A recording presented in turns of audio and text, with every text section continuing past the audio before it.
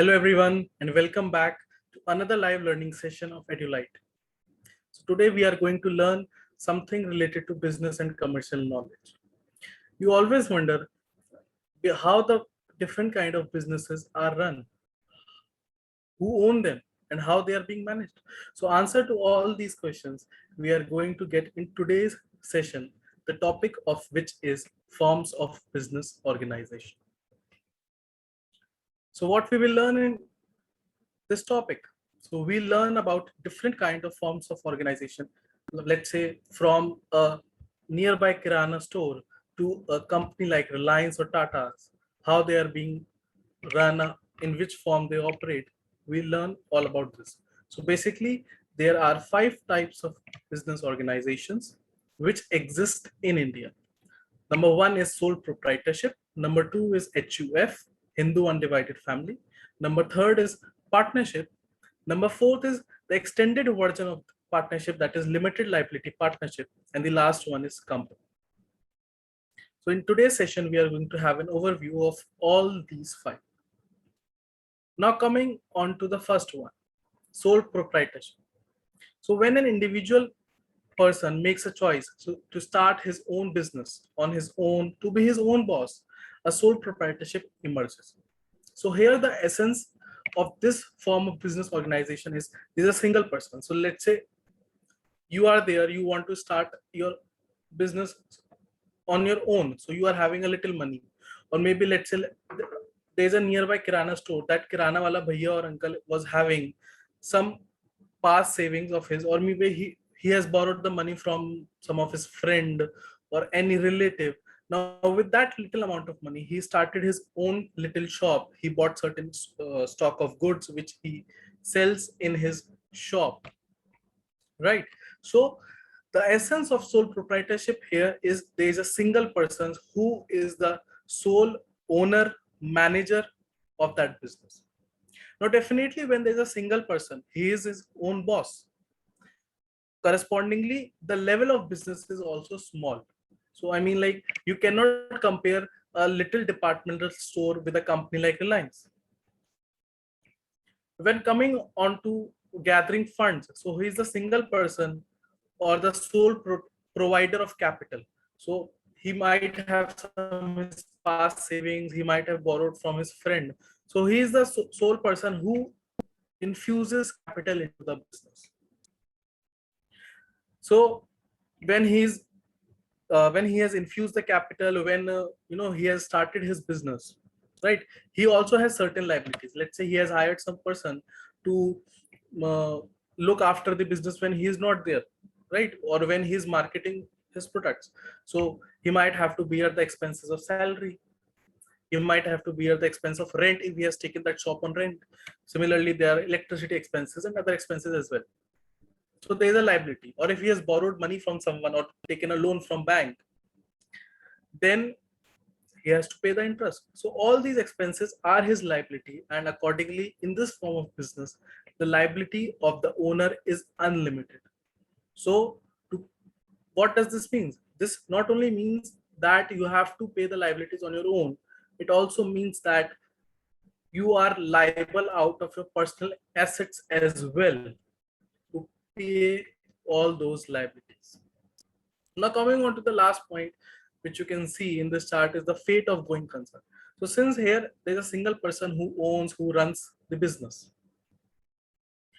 that small business, that business which he is running, exists only till the time he is there. If he is not there, let's say he got into some medical emergency, he becomes unfit to do business, or maybe he passed away due to any other reason, so the business also closed down.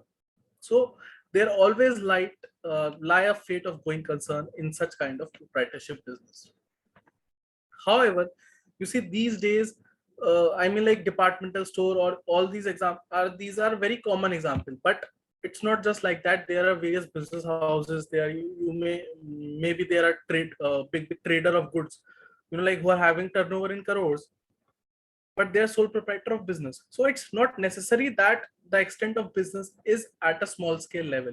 There is a law in India which is called Micro, Small and Medium Enterprises Act. commonly known as MSME Act, which recognizes these small business houses who are doing business. So government incentivize them in the form of subsidies, in the form of reduced bank loan at reduced interest rates. So that these small scale businesses can grow. And as a result, today there are many sole proprietorship businesses who are exporting goods, let's say handicraft products or textile products, but they are being run and managed by the single person. So at one side there are merits as well, on the other side there are demerits as well, like unlimited liabilities, going fate of going concern, etc. Coming on to second form of business organization which exists in India is Hindu undivided family, or what we commonly refer to is to it as HUF. So it is not prevalent, actually not prevalent these days. So when India got independence, a law was passed in India called Hindu Succession Act 1956. So it get its legal status from there.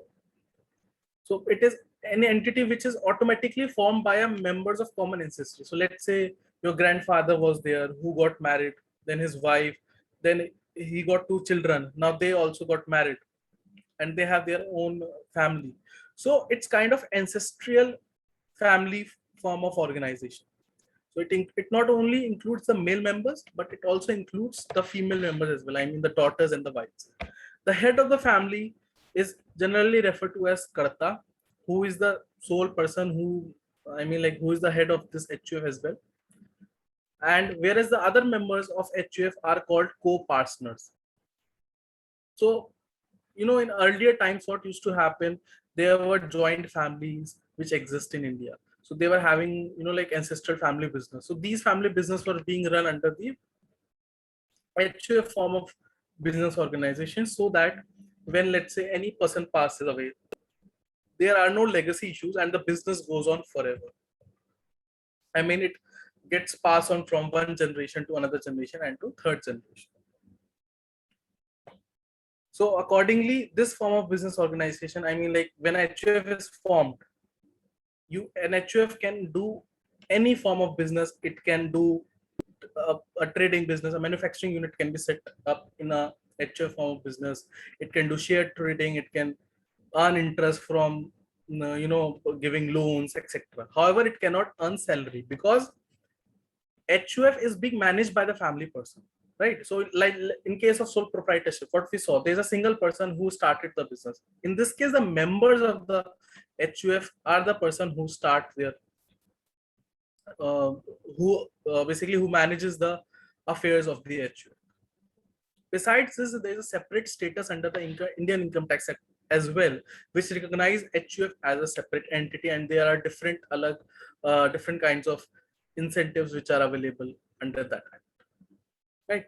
So, however, as the time passes away, this form of business organization is fading away. So this was all about HUF. I think I hope that till now you are clear on the points of sole proprietorship and HUF. In case of any doubt, you can drop a message in the chat box.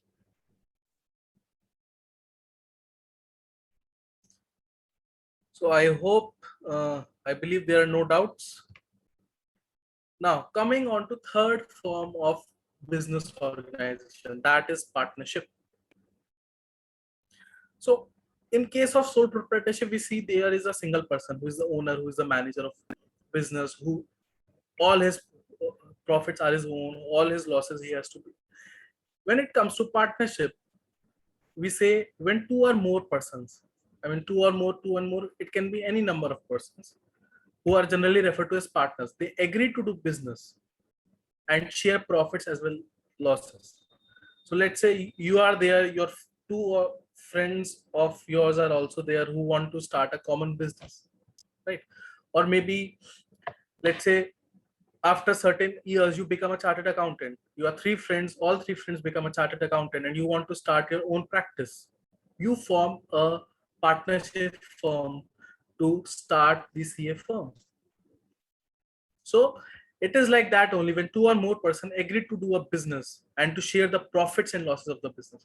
So while in case of sole proprietorship business, all the profits and losses are borne or earned by the sole proprietor himself or herself. In partnership, all the profits and losses are shared among the partners in a pre-decided ratio. Now, you see, when two or more people are there would be certain terms and conditions among themselves, like we'll share profit equally, we'll share losses equally, or maybe what will happen when a partner dies, what will happen when a partner wants to retire, how much capital each one of them would be contributing. So there would be definitely terms and conditions. These terms and conditions definitely can be oral as well. However, it is always better to get them in a written form. So here comes a partnership deed. Partnership deed is basically nothing, a document specifying the various terms and conditions of the partnership form of business, like the capital which would be introduced by different partners, the interest, if any, which would be paid, how the partners would withdraw from the business, what would be the profit sharing ratio, what would be the loss sharing ratio, what will happen when a partner wants to exit from the business, what will happen when a partner retires or any new partners added on, etc., etc. Next point, profit sharing, which we have already discussed. The profits are shared. Like third is joint decision making. So like in proprietorship form of business, you are the single owner, you are the single person who makes decision. In partnership firm, decision making is always joint. So it all, when there is joint decision making, it always comes with its pros and cons, right? Because you see, if there are three partners, they may all of them might agree on some point, all of them might not, two might agree, one might not, and accordingly. So there is always a decision making which comes with its own benefits and limitations. Similar to what was there in sole proprietorship, the liability of partners here is also unlimited. And similarly, the fate of going concern also lies here in this form of business organization. Reason being, there are three partners who agreed to do the business. Now, if they exited or there is no succession of the business, there might be the higher chances, there are higher chances that the business will be closed down. Now coming on to legal status, whether there is any statute existing in India. Yes, there is an Indian Partnership Act 1932 which exists, which governs the partnership firms in India. However, as on date, it is not mandatory to get your partnership form of business registered. So as I said, the terms and conditions of the partnership might be oral, they might be written down in the form of a partnership deed. Now this partnership deed may be registered under the Partnership Act and might not be. Reason being, it is not compulsory. So to sum up what partnership is all about, first, two or more persons have to be there who agree to share the profits as well as losses. There's a partnership deed which lays down the terms and conditions of the partnership firm. There's joint decision making, the liability of partners is unlimited, and there always lie a fate of going concern on the partnership business as well. Right? I hope the partnership form of business is clear to you. Now coming on to fourth one, limited liability partnership. So like what was there was in partnership form of business, it is an extended version of partnership only. However, the legal status here and recognition is more. So there's an act in India called Limited Liability Partnership Act 2008, which recognizes, which gives legal status to this form of business. Now, this law was passed in 2008 and it is regulated by Ministry of Corporate Affairs. So let's say there are two or more persons who want to do a business. Now, what they want things to be clear out, right? Or they want to grow big. So they want that their form of business organization should have a legal status which is globally recognized. So when this act, when this law came in India, it was basically need of the what was happening globally across the globe. The partnership firms were given a legal status. The main benefit which exists in limited liability partnership is the liability of the partners is limited to the amount of capital contributed by them. So like what we saw in partnership, the liability of partners is unlimited. Here, as the name says, that limited liability partnership. So it definitely means the partnership, the liability of the partners here would be limited to the amount of capital introduced. Now, since it is governed by a separate law, so it is a separate legal entity separate from its partners. So they, at one point of time, there is an entity called LLP, let's say XYZ LLP, which is, and there are partners. So let's say there are 4 partners, one of them wants to exit, another partner would be admitted, the entity would go on. So till the time there are at least 2 partners, the entity would go on. So there's always a demarcation line between the entity and the partners.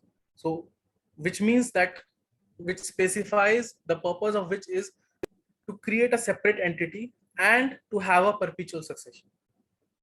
So like what we discussed in case of partnership, that there lies a fate of succession or fate of going concern. Here in case of LLP, since it is a separate entity separate from its partners, there is a perpetual succession which exists. Right. Now, since it is more regulated, more organized form of partnership business, there is an increased compliance cost, right? So let's say there's a proprietorship business. You start your business today. Similarly, for a partnership, you have to just lay down the terms and conditions and draft a partnership deed and get it signed.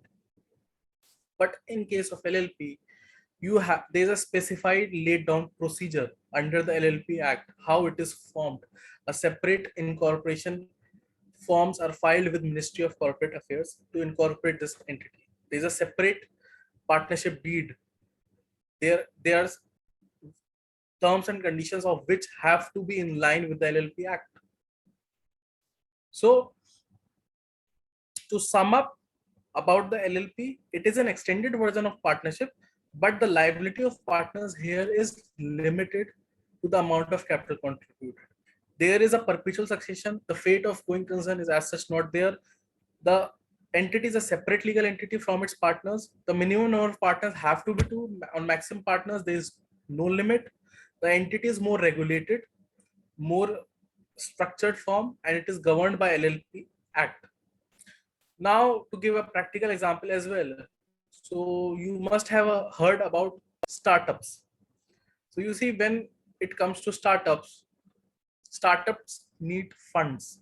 It may be in the form of, besides their own capital, it may be in the form of loans from financial institutions like banks.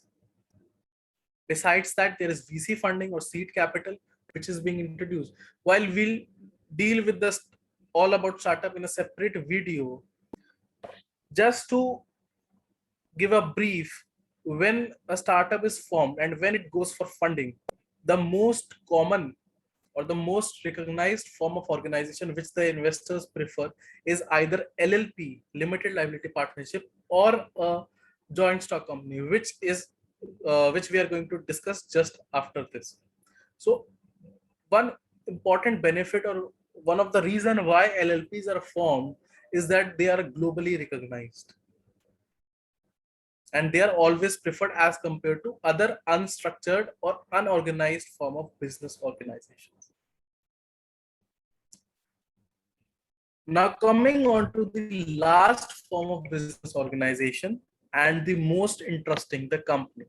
So you must have always heard about companies like Reliance Limited, Tata's, Birla's, or other form of business organization. So what are these?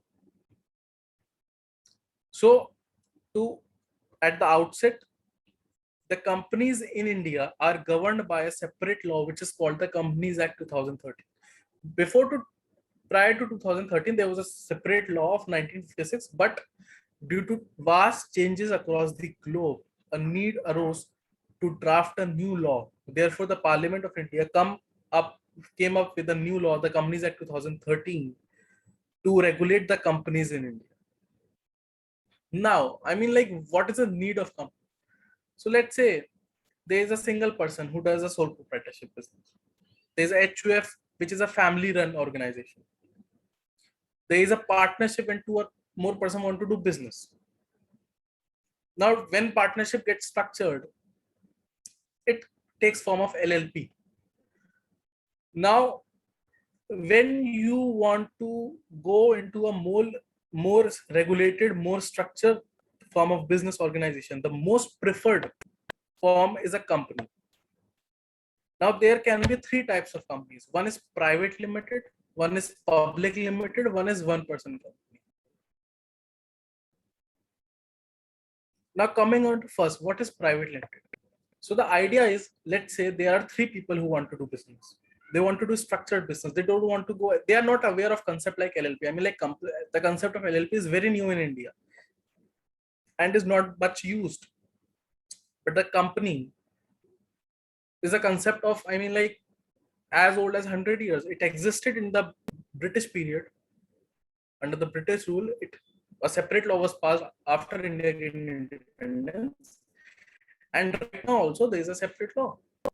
Now, since it is the most structured form of organization, there are three people who want to start a business. They want to have their own limited liability.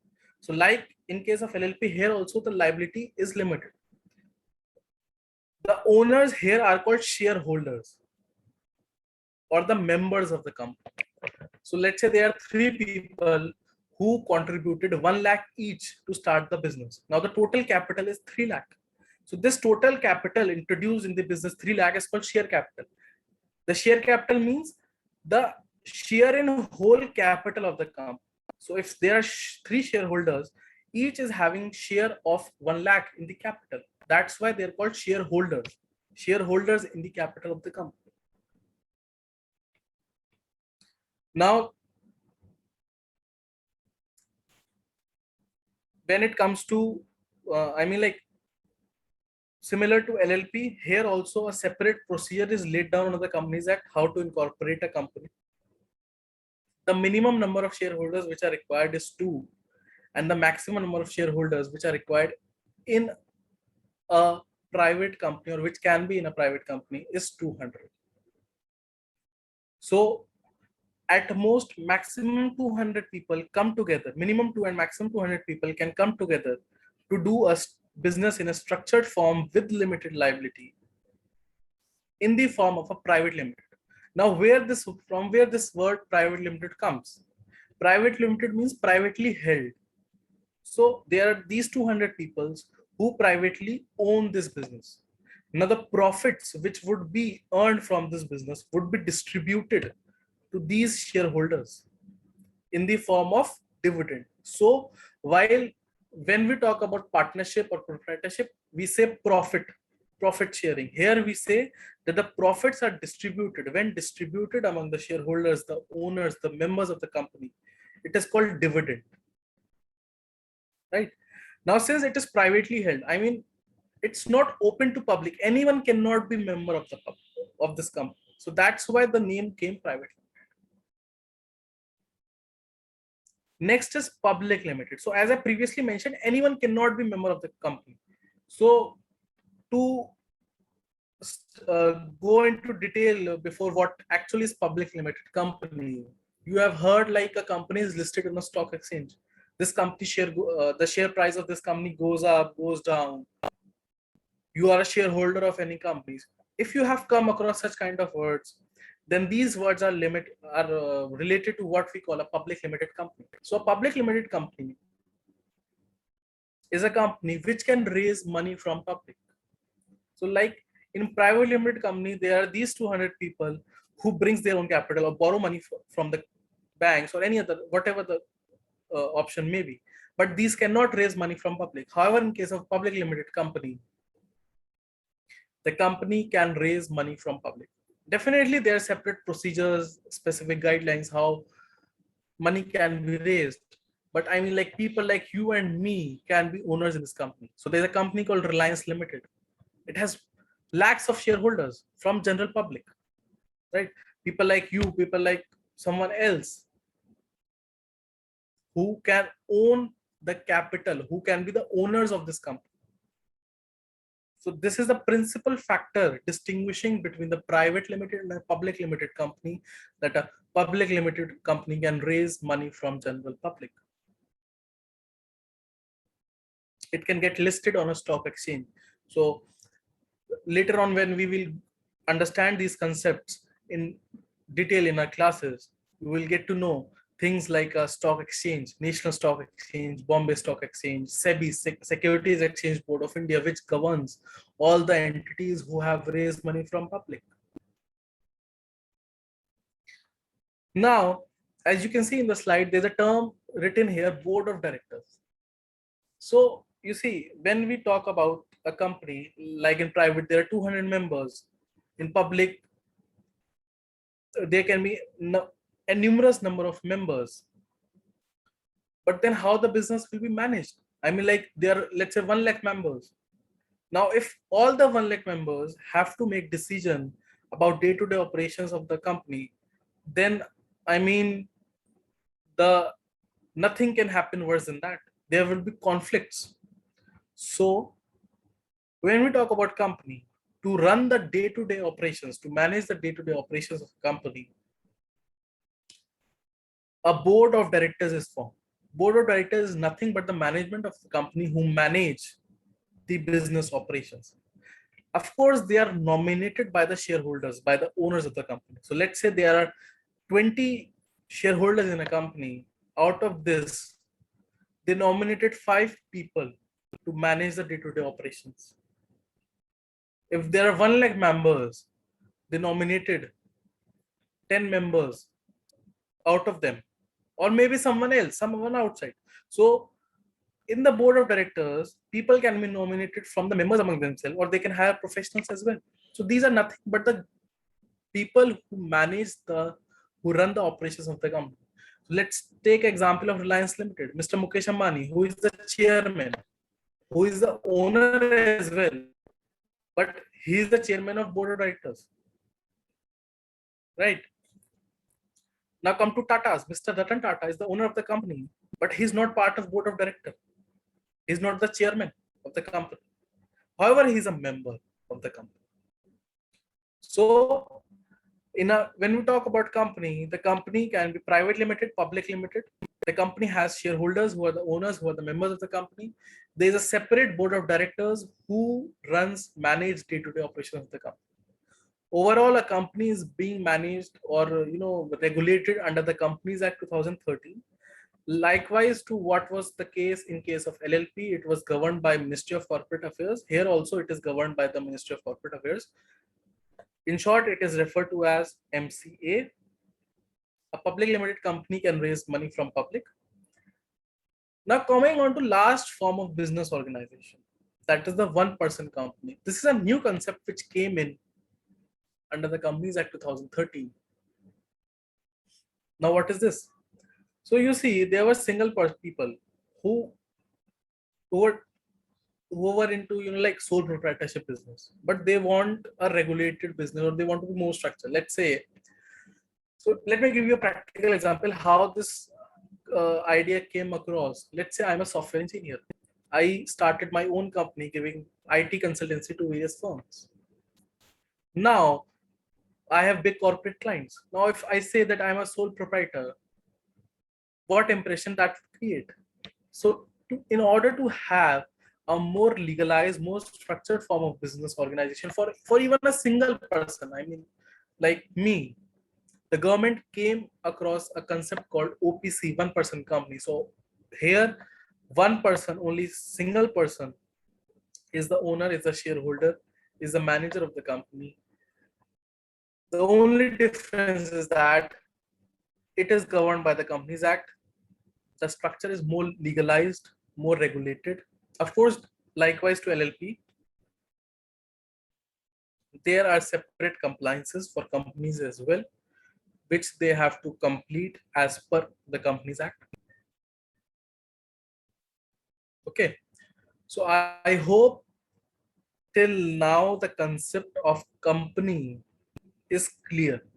So just to sum up what we learned today in this under the head, what we learned today, I would say that we understood first the concept of sole proprietorship, which is the single owner, single person who with his own capital started the business. Now then there's a family run entity called HUF, Hindu Undivided Family. Third is the partnership form of business where two or more persons come together to run the business. Now to get that more structured, there with limited liability, the concept of LLP came across. And lastly, the most preferred, most structured, more regulated form of business organization is the company, which can be private, which can be public. Public is the one which can raise money from general public, from people like you and me. So to raise that money, they generally go for an IPO, what is commonly referred to as initial public offering. And the last one is a one-person company. When a single person wants to get his entity registered, want to get his entity more legalized, then this company is formed. I hope all these concepts are quite clear. I can understand that the topic was quite in detail. All you have to do is just to understand what is the concept. You will, as and when you will revise, you will automatically recall what we have just discussed about them. In case you have any doubts, you can raise in the chat box.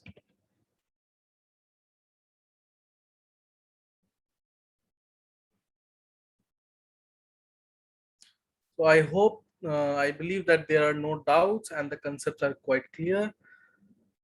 So perfect, then we'll see you again very soon in our another live learning session. Till then, bye bye. Take care.